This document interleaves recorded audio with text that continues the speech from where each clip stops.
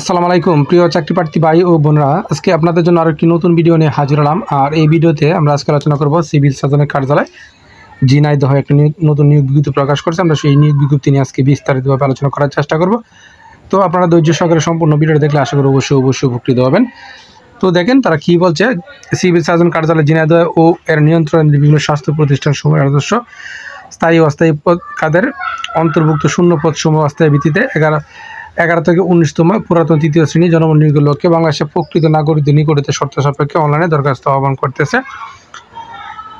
এবং এখানে টোটালি 5টি পদের লোক নিবে। তো প্রথম নম্বর যে পদ সেটা হলো পরিসংখ্যানবিদ, এখানে তারা 3 জন লোক নিবে।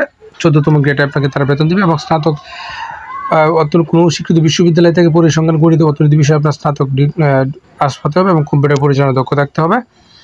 এবং এখানে কিন্তু শুধুমাত্র ঝিনাইদহ জেলা স্থায়ী বাসিন্দাগণ প্রত্যেকটি পদে আবেদন করতে পারবে। এবং 2 নম্বরে যে পদ অফিস সহকারী কাম কম্পিউটার মুদ্রা করে, কারণ 7 জন লোক নিবে 16তম গ্রেডে এবং কমপক্ষে উচ্চ মাধ্যমিক সার্টিফিকেট পরীক্ষা উত্তীর্ণ হতে হবে এবং কম্পিউটার মুদ্রা করে বাংলা এবং ইংরেজিতে 20 শব্দের গতি থাকতে হবে।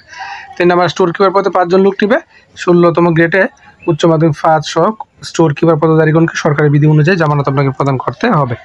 স্বাস্থ্য সহকারী পদে 135 জন লোক তারা নিয়োগ দিবে এবং 16তম গ্রেডে এবং উচ্চ মাধ্যমিক সার্টিফিকেট পরীক্ষা আপনাকে উত্তীর্ণ হতে হবে। এবং ল্যাবরেটরি অ্যাটেন্ডেন্ট পদে 5 জন লোক নিবে 19তম গ্রেডে এসএসসি পাস হলে আপনি এই পদে আবেদন করতে পারবেন। তো এই যে পদগুলো আছে এই পদগুলো আবেদন করতে গেলে আপনাকে আরও কিছু বিষয় অবশ্যই জানতে হবে। যেমন আগ্রহী প্রার্থীগণ cs.zinaidoh.teletext.com.bd এই ওয়েবসাইটে প্রবেশ করে আপনার আবেদনটা সম্পূর্ণ করতে হবে। এবং প্রার্থীগণের জন্মসূত্রে বাংলাদেশের নাগরিক ও জাতীয় পরিচয়পত্র অনুযায়ী ঝিনাইদহ জেলার স্থায়ী বাসিন্দা হতে হবে।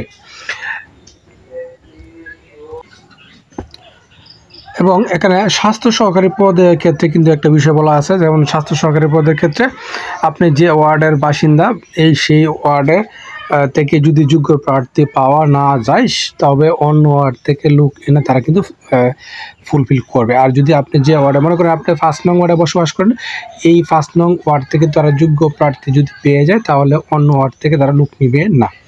তো আশা করি বুঝতে পারছেন। এছাড়াও দেখেন আরও কী বলা আছে, যারা সরকারি আধা সরকারি ও স্বায়ত্তশাসিত প্রতিষ্ঠানে কর্মরত আছেন তারা অবশ্যই অনুমতি সাপেক্ষে আবেদন করবে এবং সেই অনুমতি পত্রের যে মূল কপি সেটা আপনাকে মৌখিক পরীক্ষার সময় উপস্থাপন করতে হবে। এবং আপনার প্রার্থীর বয়স হতে হবে 18/11/2024 তারিখে প্রকাশিত গেজেট অনুযায়ী 32 বছর, 18 থেকে 32 বছর ভিতরে থাকতে হবে। এবং আপনার আবেদন শুরু হবে, পরীক্ষার ফি এবং আবেদন শুরু তারিখ 6 আগস্ট 2025 সকাল 9টা থেকে আবেদন শুরু এবং শেষ 26 আগস্ট 2025 বিকাল 5টা। এই সময় আপনি আবেদনটা করবেন। এবং আপনার মৌখিক পরীক্ষার সময় কী কী কাগজপত্র আপনার সঙ্গে নিয়ে যেতে হবে এখানে কী বলছে দেখেন।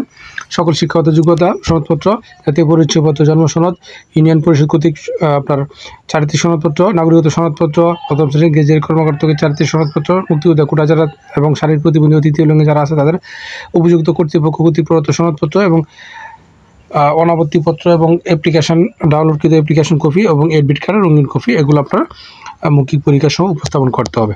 তো আশা করি বিষয়টা বুঝতে পারছেন। আপনারা প্রথমে নিয়োগটা সম্পর্কে খোঁজখবর নেবেন, সত্যমিতে যাচাই করে তারপরে বুঝে শুনে আবেদন করবেন। আর প্রতিদিনের আপডেট চাকরি খবর পেতে অবশ্যই আমার চ্যানেল আর ফেসবুক পেজের সঙ্গে থাকবেন।